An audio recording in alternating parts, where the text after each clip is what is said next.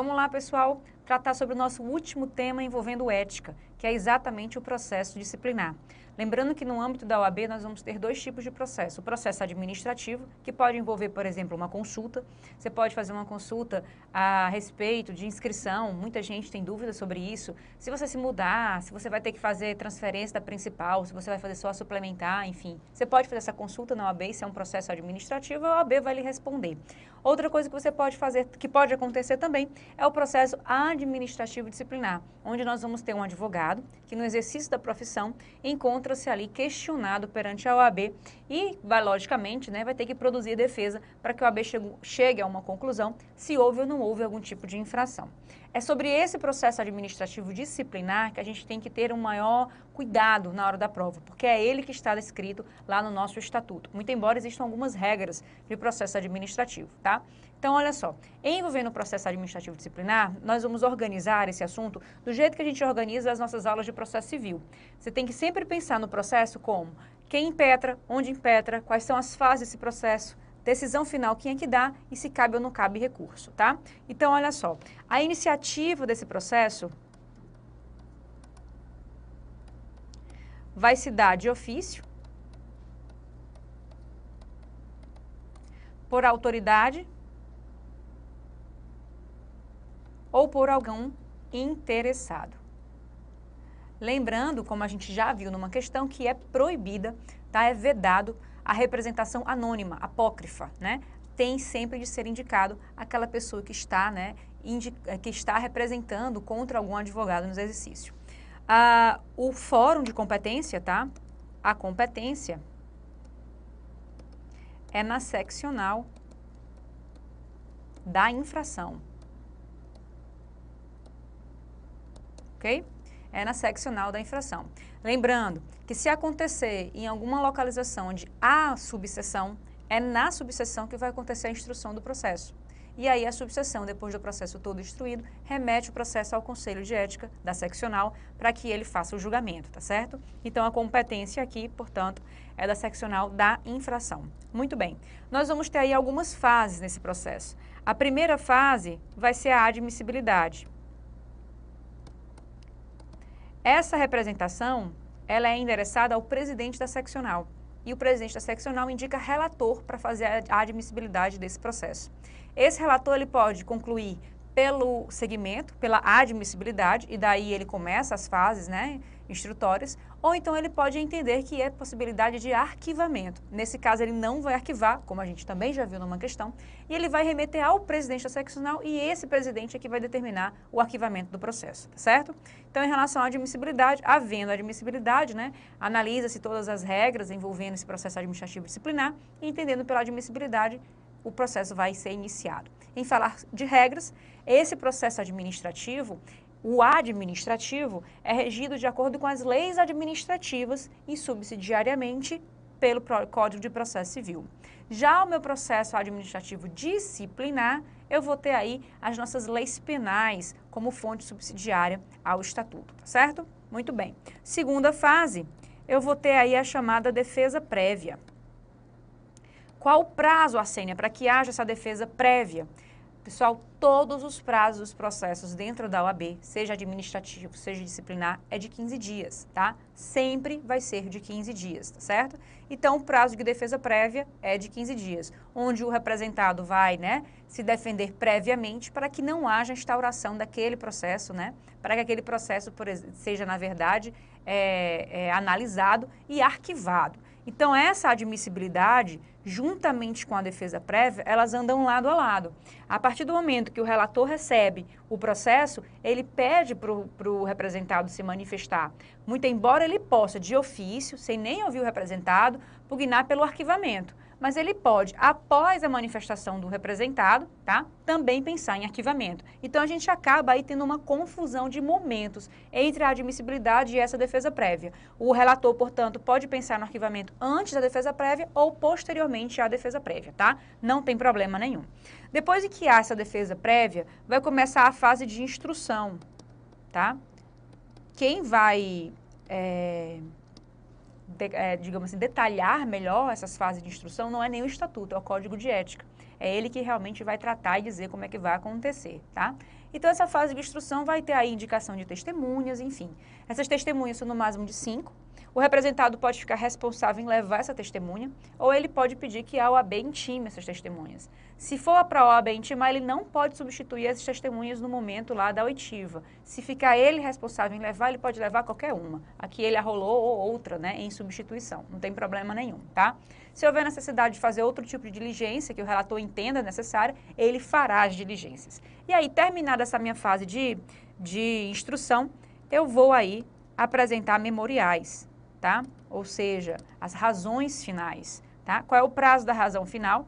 15 dias também.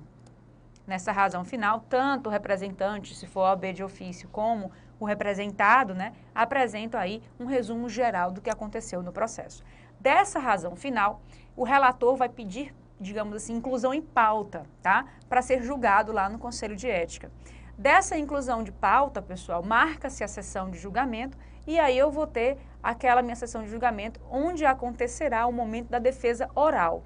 Da inclusão de pauta para a sessão de julgamento, tem que ter aí 15 dias, tá? Que é aquele meu prazo de defesa, geralmente quando acontece os prazos na OAB, né, no processo administrativo disciplinar, é de 15 dias. Então, dos memoriais, acontece aí a sessão de julgamento, que tem que guardar aí, tá? Um período aí de 15 dias entre o pedido de pauta e a data da sessão.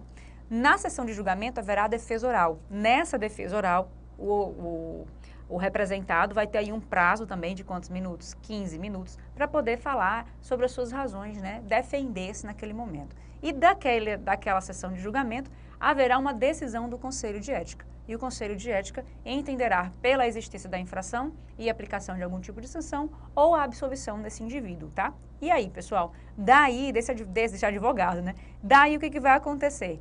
Pode haver recurso, tá?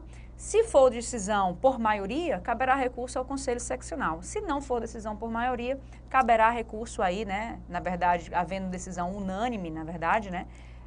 O recurso vai ser um pouco mais limitado. Só vai caber recurso se houver algum tipo de infração de decisão de uma outra seccional, ou alguma divergência, ou alguma violação do Estatuto, do Regulamento Geral, do Código de Ética, tá certo?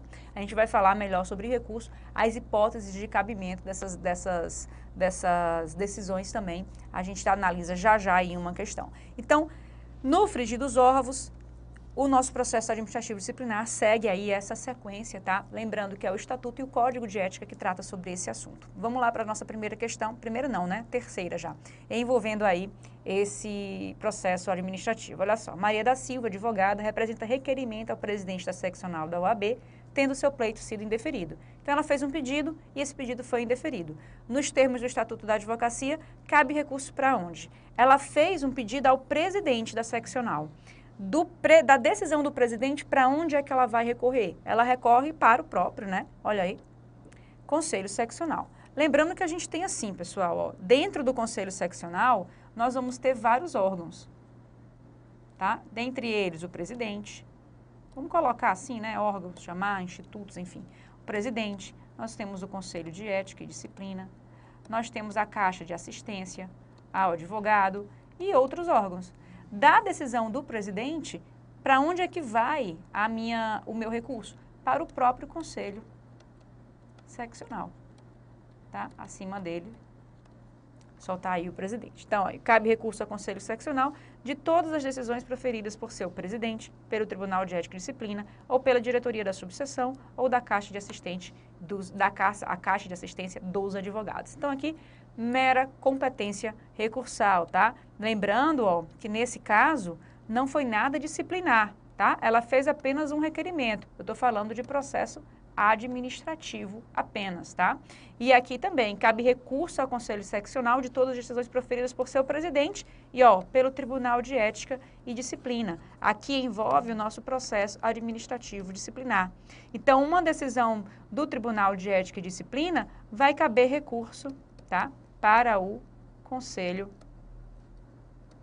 Seccional. E a gente vai ver as hipóteses, tá certo? Continuando aqui, vamos lá. Olha aí. O advogado Caio solicitou vista de autos de processo disciplinar instaurado na OAB contra seu desafeto, o advogado Tício.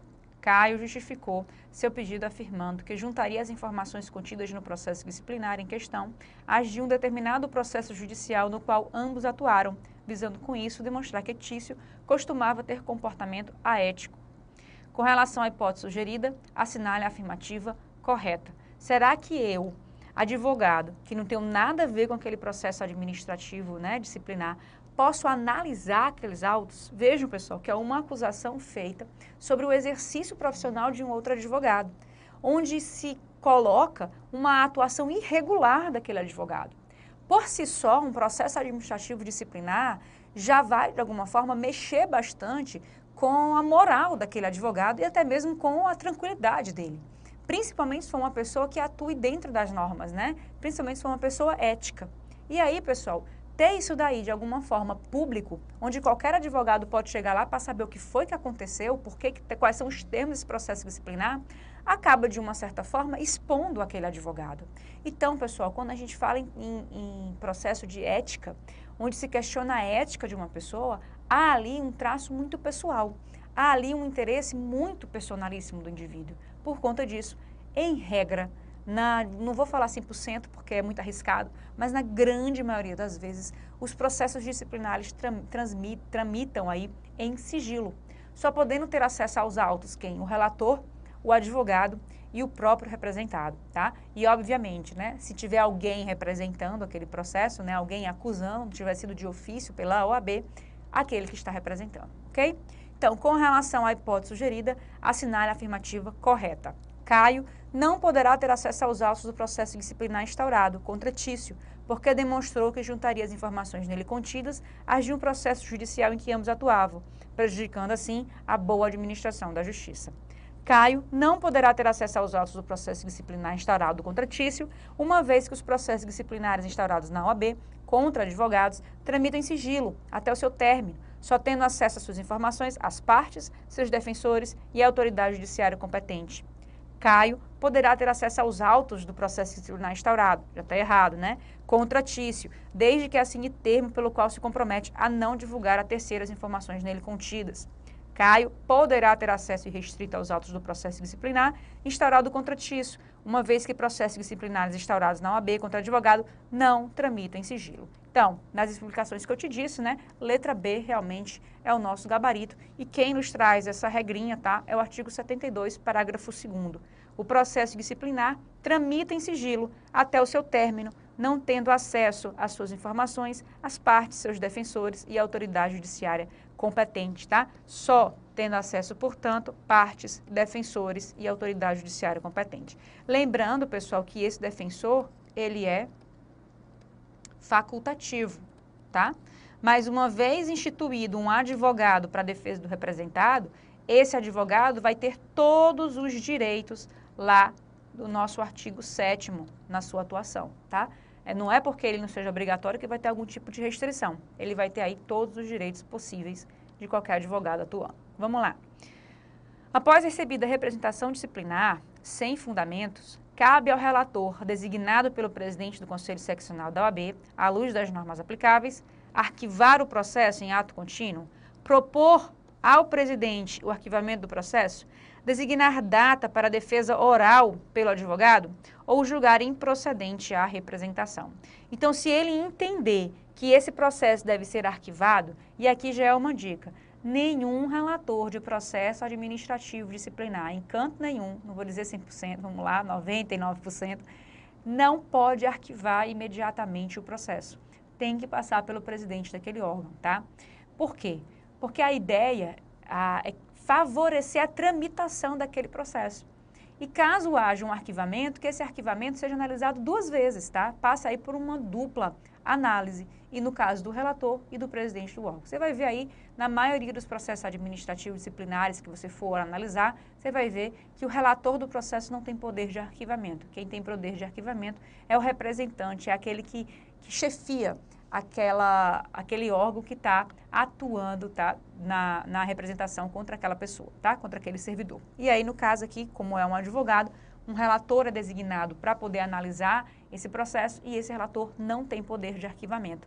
Quem tem poder de arquivamento é o presidente da seccional, como a gente já conversou, está aqui, Tanto o artigo 51, parágrafo 2º nos diz isso, como o artigo 73, parágrafo 2º também. Ó, o relator pode propor ao presidente do conselho seccional ou da subseção o arquivamento de representação, quando estiver desconstituído dos pressupostos de admissibilidade. 73, parágrafo 2º, se, após a defesa prévia, o relator se manifestar pelo indeferimento liminar da representação, este deve ser decidido pelo presidente do conselho seccional para determinar seu arquivamento, tá? Então, da mesma forma, ele vai aí, presidente do conselho seccional ou da subseção, né? Se tiver a subseção presidindo, e aqui no nosso estatuto aqui fala apenas do conselho seccional. Como sempre, o código de ética sempre mais abrangente, né? Permitindo aí uma complementação do estatuto. Lembrando que o processo pode ser instruído tanto no conselho de ética como na subseção onde aconteceu a infração.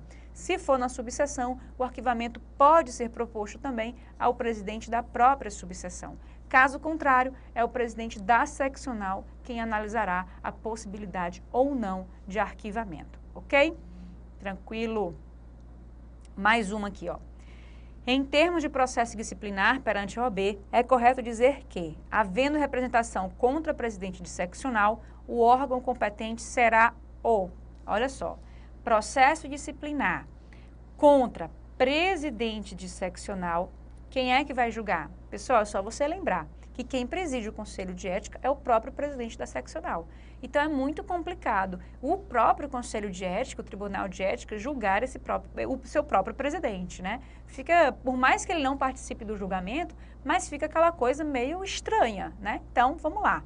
O próprio Conselho Seccional, impedido o presidente, o Conselho Federal da OAB, Conselho Federal da OAB, quando houver impedimento de 2/3 do Conselho Seccional de origem para julgamento, ou o Conselho Seccional que for escolhido pelo Conselho Federal da OAB por maioria absoluta.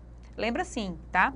Nós temos em todo o território nacional o Conselho Seccional, ou o Conselho, né, Federal.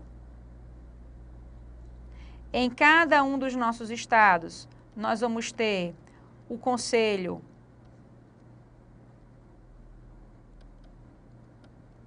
seccional, e dentro de cada seccional nós podemos ter as chamadas subseções, tá? Nós temos presidente de subseção, presidente de conselho seccional e presidente de conselho federal. Nessa organização que existe, nós vamos ter fórum de competência para cada um. O presidente de uma seccional, ele é o presidente do Conselho de Ética, como eu estou falando, né, do Tribunal de Ética. Então, ele não vai poder ser julgado no próprio tribunal. Ele vai ser julgado aonde, pessoal? No Conselho Federal, que é o órgão que está acima do Conselho Seccional. Então, portanto, é o próprio Conselho Federal da OAB que fará o julgamento. Como eu te falei, processo administrativo disciplinar, ele é detalhado no Código de Ética. E está aqui, ó, o nosso artigo 51 trazendo. O processo disciplinar instaura-se de ofício, mediante representação dos interessados, tá? Mesmo, né, desde que não seja anônima, tá? Lembrando aqui que o Estatuto ainda coloca qualquer autoridade com poder também de representar a OAB contra a infração praticada por advogado. Parágrafo 3º. A representação contra membros do Conselho Federal e presidentes do Conselho Seccional é processada e julgada pelo Conselho Federal. Ah, Sênia, mas aí, nessa tua lógica, não faz sentido o Conselho Federal julgar os seus próprios membros. Pessoal, é aquela coisa, né? Quando a gente tem um escalonamento de hierarquia, o topo vai ter que ser julgado pelo topo, porque não tem ninguém acima dele. É a mesma coisa que acontece com o STF. Quem é que julga os ministros do STF? O próprio STF, né? Então, os membros do Conselho Federal vão ser julgados pelo próprio Conselho Federal. Agora, o presidente de seccional é julgado também aí no Conselho Federal, certo? Então, aqui, envolvendo o processo administrativo disciplinar, nós estamos aí finalizando esse assunto. Assunto super importante, como você viu, as provas de vez em quando vem cobrando aí um assunto sobre processo administrativo. Não é um assunto muito batido em prova da OAB. Você deve ter percebido que nós temos aí 6 questões no máximo envolvendo o processo administrativo disciplinar, 6 ou 7 questões. Processo administrativo disciplinar que você tem que estudar pelo Estatuto e pelo Código de Ética. Dá uma lida, faz esse organograma Começa aqui, daqui vai para cá, daqui vai para cá, coloca as regras, lembra que o prazo é de 15 dias, que o número de testemunhas é de 5, lembra que sempre vai caber a ideia de recurso, como a gente viu, né? O recurso vai do presidente, vai para a própria seccional, decisão da seccional vai para o Conselho Federal e assim em sequência, tá? Para você conseguir organizar essas fases na sua cabeça. Matéria importante, mas não é essencial. Se você não tiver mais tempo, não vá gastar seus cartuchos aqui. Gasta os cartuchos lá em direitos, em ética, tá? Muito embora possa cair, você tem que ir para aquilo que é mais possível de cair. E o artigo 7º, né, como eu já falei desde o começo, é sempre o artigo mais importante para a tua prova. É ele que você tem que ler, tá certo? Dá uma lida, vai confiante, isso aqui dá para você entender. Se não conseguir pegar, não te preocupa, porque realmente eu sei que tem algumas regrinhas aí bem esparsas, que quem não tem muito contato com o processo fica um pouco perdido, mas você tem matéria aí muito mais importante para estar dando ênfase, muito embora, se você já tiver aí em dia, não custa nada dar uma atençãozinha aqui, vai que cai, né? Dessas 7 questões aí, vai que você vem premiada aí com mais uma prova com questão envolvendo processo administrativo disciplinar, tá certo? Nós vamos começar a trabalhar, pessoal, agora com um assunto que é um tanto mais esparso, talvez até menos importante do que esse e muito mais trabalhoso do que esse, que é essa parte de regras, eu digo de regras cruas, que fica difícil de você contextualizar se você não tiver uma vivência dentro da OAB e acaba sendo uma leitura muito monótona, muito chata. Até há pouco tempo atrás, eram matérias que não caíam em prova da OAB, que é essa parte de competências e de eleição. Eleição, então, era que não caía mesmo. Nunca caiu, nem no CESP, tá? Veio cair agora, em 2014. Nós temos uma prova, uma única questão envolvendo eleição. Agora, competência, desde 2013, que nós já temos aí algumas questõezinhas envolvendo competências. São matérias extensas. Você vai ver aí que nós temos capítulos grandes no regulamento geral falando sobre essas competências. Nós vamos ter aí um capítulo gigante falando sobre eleição. E mais uma vez, como eu falo para você, orientando o teu estudo. Seria importante para a minha prova? Não, não é importante para a sua prova. É necessário, mas não é importante. Você tem matérias muito mais importantes, com muito maior incidência. Mas é uma matéria que ultimamente vem caindo. Digamos que você tem o restante na sua cabeça e não dê mais tempo de ler isso daqui. O que eu faço? É aquele momento, antes da tua prova, antes de começar a tua prova, tu dá uma lida aí nessas competências, tá? Você não vai conseguir decorar, a não ser que você seja aí um felizardo e tenha aquela memória fotográfica e consiga decorar as coisas. Eu, infelizmente, nunca tive, minha memória sempre foi de fósforo, apagou e eu esqueci também. Então, assim, se você não teve tempo, se você não conseguiu estudar, para um pouquinho antes da tua prova, naquela períodozinho ali que você está esperando o pessoal chegar, fica lá do lado de fora, sentado no seu banquinho, dando uma lida aí nessas competências, porque se cair você está com aquilo ali fresco na sua cabeça. Mas eu realmente confesso, é uma matéria chata de se ler, chata de se explicar e muito chata de se estudar e decorar para a tua prova, tá certo? Como já vem caindo aí algumas questões, eu juntei tudo para a gente analisar num vídeo só, envolvendo tanto as regras de eleição como essas regrinhas de competência, tá? A gente acompanha aí no próximo vídeo para a gente não estar aí quebrando a matéria, tá bom? Até já já.